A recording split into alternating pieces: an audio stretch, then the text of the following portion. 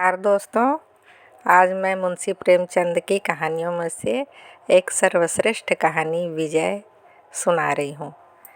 शहजादा मसरूर की शादी मलका मखमूर से हुई। और दोस्तों, आज मैं मुंशी प्रेमचंद की कहानियों में से एक सर्वश्रेष्ठ कहानी विजय सुना रही हूँ। शहजादा मसरूर की शादी मलका मखमूर से हुई और दोनों आराम से ज़िंदगी बसर करने लगे। मसरूर ढोर चराता, खेत जोतता, मखमूर खाना पकाती और चरखा चलाती। दोनों तालाब के किनारे बैठे हुए मछलियों को तैरना देखते, लहरों से खेलते, बगीचे में जाकर चिड़ियों के चहचहे सुनते और फूलों के हार बनाते। ना कोई फिक्र थी, ना कोई चिंता थी। लेकिन बहुत दिन न गुजरने पाए थे, उनके जीवन में एक परिवर्तन आया। दरबार के सदस्यों में बुलहवस खान नाम का एक फसादी आदमी था। शाह मसरूर ने उसे नज़रबंद कर रखा था। वह धीरे धीरे मलका मखमूर के मिजाज में इतना दाखिल हो गया कि मलका उसके मशवरे के बगैर कोई काम न करती। उसने मलका के लिए एक हवाई जहाज़ बनाया जो महज इशारे से चलता था। 1 सेकंड में हज़ारों मील रोज जाता और देखते देखते ऊपर की दुनिया की खबर लाता। मलका उस जहाज़ पर बैठकर यूरोप और अमेरिका की सैर करती। बुलहवस उससे कहता, साम्राज्य को फैलाना बादशाहों का पहला कर्तव्य है। इस लंबी चौड़ी दुनिया पर कब्जा कीजिए, व्यापार के साधन बढ़ाइए, छिपी हुई दौलत निकालिए, फौजें खड़ी कीजिए, उनके लिए अस्त्र शस्त्र जुटाइए। दुनिया हौसलामंदों के लिए है, उन्हीं के कारनामे, उन्हीं की जीतें याद की जाती है। मलका उसकी बातों को खूब कान लगाकर सुनती। उसके दिल में हौसले का जोश उमड़ने लगता, यहाँ तक कि अपना सरल संतोषी जीवन उसे रूखा फीका मालूम होने लगा। मगर शाह मसरूर संतोष का पुतला था। उसकी ज़िंदगी के वह मुबारक लम्हे होते थे जब वह एकांत के कुंज में चुपचाप बैठकर जीवन और उसके कारणों पर विचार करता और उसकी विराटता और आश्चर्यों को देखकर श्रद्धा के भाव से चीख उठता, आह, मेरी हस्ती कितनी नाचीज है। उसे मलका के मंसूबों और हौसलों से जरा भी दिलचस्पी न थी। नतीजा यह हुआ कि आपस के प्यार और सच्चाई की जगह संदेह पैदा हो गए। दरबारियों में गिरोह बनने लगे। जीवन का संतोष विदा हो गया। मसरूर को इन सब परेशानियों के लिए जो उसकी सभ्यता के रास्ते में बाधक होती थी, धीरज न था। वह एक दिन उठा और सल्तनत मलका के सुपुर्द करके एक पहाड़ी इलाके में जा छिपा। सारा दरबार नई उमंगों से मतवाला हो रहा था। किसी ने बादशाह को रोकने की कोशिश न की। महीनों वर्षों हो गए, किसी को उनकी खबर न मिली। मलका मखमूर ने एक बड़ी फौज खड़ी की और बुलहवस खां को चढ़ाइयों पर रवाना किया। उसने इलाके पर इलाके और मुल्क पर मुल्क जीतने शुरू किए। सोने चांदी और हीरे जवाहरात के अंबार हवाई जहाज़ों पर लद कर राजधानी को आने लगे। लेकिन आश्चर्य की बात यह थी कि इन रोज़ बरोज़ बढ़ती हुई तरक्कियों से मुल्क के अंदरूनी मामलों में उपद्रव खड़े होने लगे। वह सूबे जो अब हुक्म के ताबेदार थे, बगावत के झंडे करने लगे। कर्ण सिंह बुंदेला एक फ़ौज लेकर चढ़ आया, मगर अजब फ़ौज थी। न कोई अरबे हथियार, न तोपें। सिपाहियों के हाथों में बंदूक और तीर तुपुक के बजाय बर्बर तंबूरे और सारंगियाँ, बेले, सितार और ताउस थे। तोपों की धन गरज सदाओं के दले तबले और मृदंग की कुंवक थी। बम गोलों की जगह जल तरंग, आर्गन और ऑर्केस्ट्रा था। मलका मखमूर ने समझा, आन की आन में इस फौज को तितर बितर करती हूँ।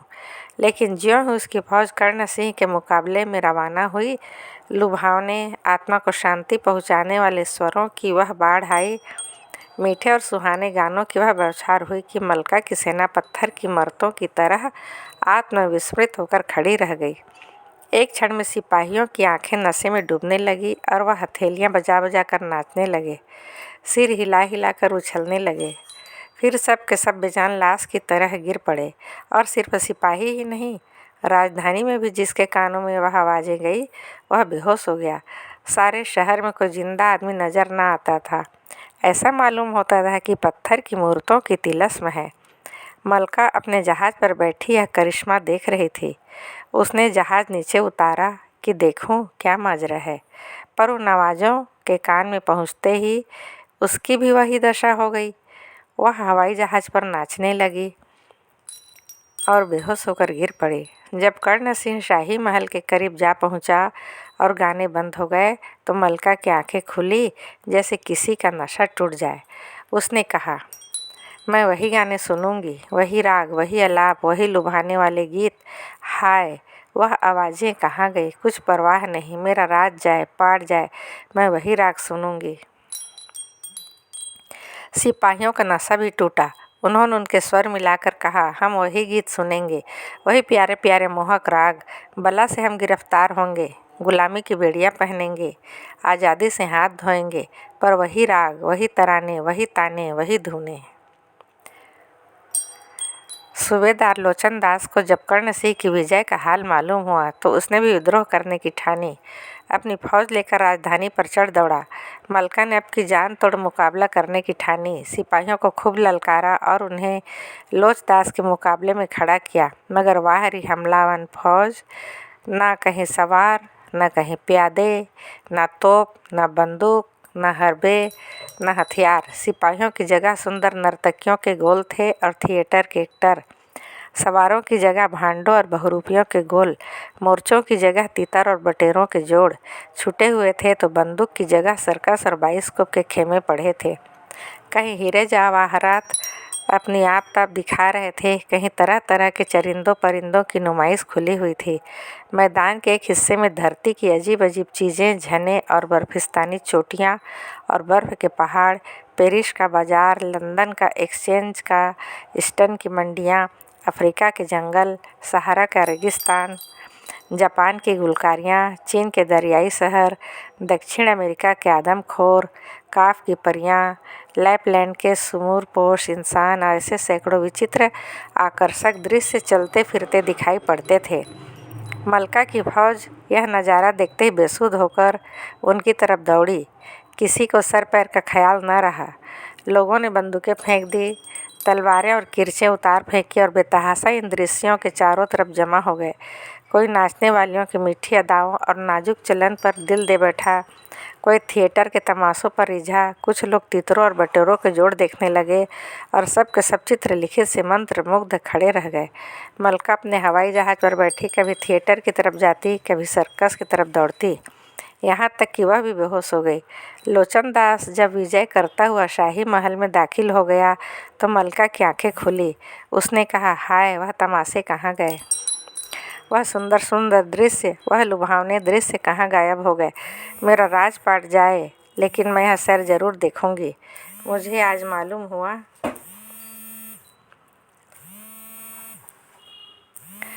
कि ज़िंदगी में क्या क्या मज़े हैं। सिपाही भी जागे। उन्होंने एक स्वर में कहा, हम वही सैर और तमाशे देखेंगे। हमें लड़ाई भिड़ाई से कुछ मतलब नहीं, हमको आज़ादी की परवाह नहीं। हम गुलाम होकर रहेंगे, पैरों में बेड़ियाँ पहनेंगे, पर इन दिल फरेबियों के बगैर नहीं रह सकेंगे। मलका मखमूर को अपनी सल्तनत का हाल देखकर बहुत दुख होता। वह सोचती, क्या इस तरह सारा देश मेरे हाथ से निकल जाएगा? अगर शाह मसरूर ने किनारा न कर लिया होता तो सल्तनत की हालत कभी न होती।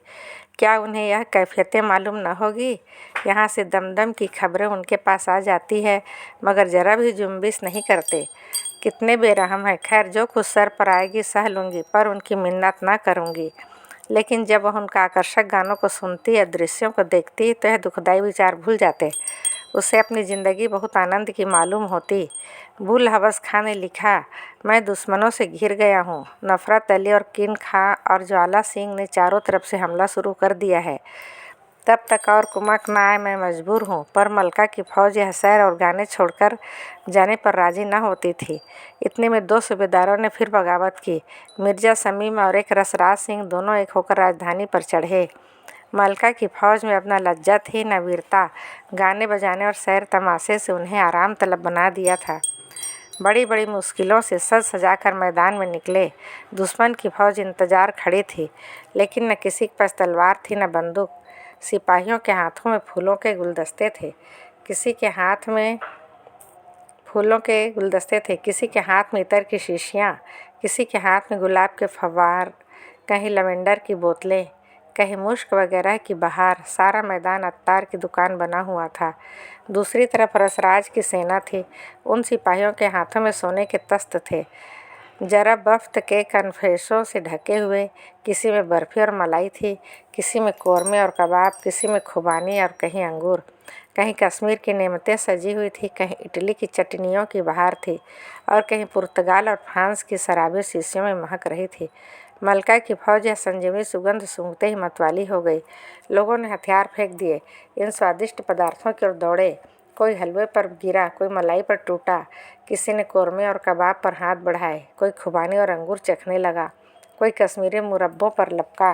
सारी फौज भिखमंगों की तरह हाथ फैला और नेमतें मांगती थी और बेहद चाव से खाती थी। एक एक कौर के लिए एक एक चमचा, फिरनी के लिए, शराब के एक प्याले के लिए खुशामदें करते थे, नाके रगड़ते थे, सिजदे करते थे। यहाँ तक कि सारी फौज पर एक नशा छा गया। बेदम होकर गिर पड़ी। मलका भी इटली के मुरब्बों के सामने दामन फैला कर मिन्नतें करती और कहती थी, सिर्फ एक लुकमा और एक प्याला दो और मेरा राज लो, पाट लो, मेरा सब कुछ ले लो, लेकिन मुझे जी भर खा पी लेने दो। यहाँ तक कि वह भी बेहोश होकर गिर पड़ी। मलका की हालत बेहद दर्दनाक थी। उसकी सल्तनत का एक छोटा सा हिस्सा दुश्मनों के हाथ से बचा था। उसे एक दम के लिए भी इस गुलामी से निजात न मिलती कि कर्णसी के दरबार में हाजिरी होती। कभी मिर्ज़ा समीम की खुशामद करती, उसके बगैर उसे चैन न आता। हाँ, जब कभी इस मुसाहबी और जिल्ला से उसकी तबीयत थक जाती तो वह अकेले बैठकर घंटों रोती और चाहती कि जाकर शाह मसरूर को मना लाऊं। उसे यकीन था कि उनके आते ही बागी काफूर हो जाएंगे, पर एक क्षण में उसकी तबीयत बदल जाती। उसे अब किसी हालत पर चैन न आता। अभी तक बुलहवस खां स्वामी भक्त में फ़र्क न आया था, लेकिन जब उसने सल्तनत की यह कमज़ोरी देखी तो वह भी बगावत कर बैठा। उसकी आजमाई हुई। फ़ौज के मुकाबले में वह मलका की फ़ौज क्या ठहरती। पहले ही हमले में कदम उखड़ गए। मलका खुद गिरफ्तार हो गई। बुलहवस खान उसे एक तिलस्माती कैद खाने में बंद कर दिया। सेवक व स्वामी बनत बैठे। यह कैद खाना इतना लंबा चौड़ा था कि कैदी कितना ही भागने की कोशिश करे, उसकी चार दीवारी से बाहर नहीं निकल सकता था। वहाँ संतरी और पहरेदार न थे, लेकिन वहाँ की हवा में खिंचाव था। मलका के पैरों में न बेड़ियाँ थी, न हाथों में हथकड़ियाँ, लेकिन शरीर का अंग प्रत्यंग तारों से बंधा हुआ था। वह अपनी इच्छा से हिल भी न सकती थी। वह अब दिन के दिन बैठी हुई ज़मीन पर मिट्टी के घरौंदे बनाया करती और समझती यह महल है। तरह तरह के स्वांग भरती और समझती दुनिया मुझे देखकर लट्टू हो जाती है। पत्थर टुकड़ों से अपना शरीर गूंथ लेती और समझती कि अब भूरे भी मेरे सामने मात है। वह दरख्तों से पूछती मैं कितनी खूबसूरत हूँ। शाखों पर बैठी चिड़ियों से पूछती हीरे जवाहरात कैसा गुलबन तुमने देखा है। मिट्टी की ठीकरे का अंबार लगाती और आसमान से पूछती इतनी दौलत तुमने देखी है। मालूम नहीं इस हालत में कितने दिन गुजर गए। मिर्ज़ा समीम, लाचन दास वगैरह हरदम उसे घेरे रहते। शायद वह उससे डरते थे। ऐसा न शाह मसरूर का कोई संदेशा भेज दे। कैद में भी उस पर भरोसा न था। यहाँ तक कि मलका की तबीयत इस कैद से बेजार हो गई। वह निकल भागने की तदबीरें सोचने लगी। इसी हालात में एक दिन मलका बैठी सोच रही थी, मैं क्या हो गई। जो मेरे इशारों के गुलाम थे वह अब मेरे मालिक हैं। मुझे जिस कल चाहते थे वह बैठाते हैं, जहाँ चाहते हैं घुमाते हैं। अफसोस मैंने शाह मसरूर का कहना न माना। यह उसी की सज़ा है। काश एक बार मुझे किसी तरह अस कैद से छुटकारा मिल जाता तो मैं चल कर उनके पैरों पर सिर रख देती और कहती लौंडी की खता माफ़ कीजिए। मैं खून के आंसू रोती और उन्हें मना लाती और फिर कभी उनके हुक्म से इनकार न करती। मैंने इस नमक हराम बुलहवस खान की बातों में पढ़कर उन्हें निर्वासित कर दिया। मेरी अक्ल कहाँ चली गई थी। यह सोचते सोचते मलका रोने लगी कि एकाएक उसने देखा सामने खिले हुए मुखड़े वाला गंभीर पुरुष सादा कपड़े में खड़ा है। मलका ने आश्चर्यचकित होकर पूछा, आप कौन हैं? यहाँ मैंने आपको पहले नहीं देखा। पुरुष, हाँ, इस कैद खाने में बहुत कम आता हूँ। मेरा काम है जब कैदियों की तबीयत यहाँ से बेजार हो जाए तो उन्हें निकालने में मदद दूँ। मलका, आपका नाम? पुरुष, संतोष सिंह। मलका, आप मुझे इस कैद से छुटकारा दिला सकते हैं? संतोष, हाँ, मेरा तो काम ही यह है, लेकिन मेरी हिदायतों पर चलना पड़ेगा। मलका, मैं आपके हुक्म से जौ भर भी इधर उधर ना करूँगी। खुदा के लिए मुझे यहाँ से जल्द ले चलिए। मैं मरते दम तक आपके शुक्रगुजार रहूँगी। संतोष, आप कहाँ चलना चाहती हैं? मलका, मैं शाह मसरूर के पास जाना चाहती हूँ। आपको मालूम है वह आजकल कहाँ है? संतोष: हाँ मालूम है, मैं आप उनका नौकर हूँ, उन्हीं की तरफ से मैं इस काम पर तैनात हूँ। मलका: तो खुदा के वास्ते मुझे जल्दी ले चलिए, मुझे अब यहाँ एक घड़ी रहना नहीं है, जी भारी हो रहा है। संतोष: अच्छा तो है, रेशमी कपड़े और जवाहरात और सोने के जेवर उतार कर फेंक दो। बुलहवस ने इन्हीं जंजीरों से तुम्हें जकड़ दिया है, मोटे से मोटा कपड़ा जो मिल सके पहन लो, इन मिट्टी के घरौंदों को गिरा दो, इतर और गुलाब की शीशियाँ, साबुन की बट्टियाँ और पाउडर के डब्बे सब फेंक दो। मलका ने शीशियाँ और पाउडर के तड़ाक तड़ाक पटक दिया, सोने के जेवरों को उतार कर फेंक दिया और इतने बुलहवस खां धाड़े मारकर रोता हुआ आकर खड़ा हुआ और हाथ बांध कर कहने लगा, दोनों जहान की मलिका, मैं आपका नाचिस गुलाम हूँ, आप मुझसे नाराज़ हैं। मलका ने बदला लेने के अपने जोश में मिट्टी के घरौंदों को पैरों से ठुकरा दिया, ठीकरों के अंबार को ठोकरें मारकर बिखेर दिया। बुलहवस के शरीर का एक एक अंग कट कट कर गिरने लगा। वह बेदम होकर ज़मीन पर गिर पड़ा और दम के दम में जहन्नुम रसीद हुआ। संतोष सिंह ने मलका से कहा, देखा तुमने, इस दुश्मन को तुम कितना डरावना समझती थी, आन की आन में खाक में मिल गया। मलका: काश मुझे यह हिकमत मालूम होती तो मैं कभी की आज़ाद हो जाती, लेकिन और भी तो दुश्मन है। संतोष: उनको मारना इससे भी आसान है, चलो कर्ण सिंह के पास। ज्यों ही वह अपना सुर लापने लगे और मीठी मीठी बातें करने लगे, कानों पर हाथ रख लो, देखो अदृश्य के पर्दे से फिर चीज़ें सामने आती है। मलका कर्ण सिंह के दरबार में पहुंची। उसे देखते ही चारों तरफ से ध्रुपद और तिलाने के वार होने लगे, पियानो बजने लगे। मलका ने दोनों कान बंद कर लिए। कर्ण सिंह के दरबार में आग का शोला उठने लगा, सारे दरबारी जलने लगे। कर्ण सिंह दौड़ा हुआ आया और बड़े विनयपूर्वक मलका के पैरों पर गिर कर बोला, हुजूर, अपने इस हमेशा के गुलाम पर रहम करें, कानों पर से हाथ हटाकर, वरना इस गरीब की जान पर बनाएगी। अब कभी हुजूर की शान में गुस्ताखी ना होगी। मलका ने कहा, अच्छा जा, तेरी जान बख्शी, अब कभी बगावत न करना, वरना जान से हाथ धोएगा। कर्ण सिंह ने संतोष सिंह की तरफ प्रलय की आंखों से देखकर सिर्फ इतना कहा, जालिम, तुझे मौत भी नहीं आई और बेतहाशा गिरता पड़ता भागा। संतोष सिंह ने मलका से कहा, तुमने इनको मारना कितना आसान था, अब चलो लोचन दास के पास। ज्यों ही वह अपने करिश्मे दिखाने लगे, दोनों आंखें बंद कर लेना। मलका लोचन दास के दरबार में पहुंची। उसे देखते ही लोचन ने अपनी शक्ति का प्रदर्शन करना शुरू किया। ड्रामे होने लगे, नर्तकों ने थिरकना शुरू किया, लालो जमूर मर्द की कश्तियां सामने आने लगी, लेकिन मलका ने दोनों आंखें बंद कर ली। आन की आन में ड्रामे और सर्कस और नाचने वाले को गिरोह खाक में मिल गए। लोचन दास के चेहरे पर हवाइयाँ उड़ने लगी। निराशापूर्ण धैर्य के साथ चिल्ला चिल्ला कर कहने लगा, यह तमाशा देखो, यह पेरिस के कहवे खाने, यह मिस एलिन का नाच है। देखो अंग्रेज रईस उस पर कितना उदारता से सोने और हीरे जवाहरात निछावर कर रहे हैं। जिसने यह सैर तमाशे ना देखे उसकी ज़िंदगी मौत से बदतर है। लेकिन मलका ने आंखें न खोली। तब लोचन दास बदहवास और घबराया हुआ बेत के दरख्त की तरफ कांपता हुआ मलका के सामने आ खड़ा हुआ और हाथ जोड़कर बोला, हुजूर, आंखें खोलो, अपने इस गुलाम पर रहम करें, नहीं तो मेरी जान पर बन आएगी। गुलाम की गुस्ताखियाँ फरमाए, माफ़ फरमाए, अब यह बेअदबी ना होगी। मलिका ने कहा, अच्छा जा, तेरी जान बख्शी, लेकिन खबरदार अब सर न उठाना, नहीं तो जहन्नुम रसीद कर दूंगी। लोचन दास यह सुनते ही गिरता पड़ता जान लेकर भागा, पीछे फिर कर भी ना देखा। संतोष सिंह ने मलका से कहा, अब चलो मिर्जा समीम अमरस राज के पास, वहाँ एक हाथ से नाक बंद कर लेना, दूसरे हाथ से खानों के तख्त को ज़मीन पर गिरा देना। मलका ने रसराज और समीम के दरबार पहुँची। उन्होंने जो संतोष को मलका के साथ देखा तो होश उड़ गया। मिर्जा समीम ने कस्तूरी और केसर की लपटें उड़ाना शुरू की। रसराज स्वादिष्ट खानों के तख्त सजा सजा कर मलका के सामने लाने लगा और उनकी तारीफ करने लगा। यह पुर्तगाल की 3 आँच दी हुई शराब है, इसे पिए तो बुढ़ा भी जवान हो जाए। यह फ्रांस का शैंपेन है, इसे पिए तो मुर्दा जिंदा हो जाए। यह मथुरा के पेड़े हैं, इन्हें खाए तो स्वर्ग की नेमतों को भूल जाए। लेकिन मलका ने एक हाथ से नाक बंद कर ली और दूसरे हाथ से तख्तों को ज़मीन पर गिरा दिया और बोतलें को ठोकरें मार मार कर चूर कर दिया। ज्यों ज्यों उसकी ठोकरें पड़ती, दरबार के दरबारी चीख चीख कर भागते थे। आखिर मिर्जा समीम और रसराज दोनों परेशान और बेहाल, सर से खून जारी, अंग अंग टूटा हुआ आकर मलका के सामने खड़े हो गए और गिड़गिड़ा कर बोले, हुजूर गुलामों पर रहम करें, हुजूर किसान में जो गुस्ताखियाँ हुई है उन्हें मुआफ़ फरमाएं, अब फिर ऐसी बेअदबी ना होगी।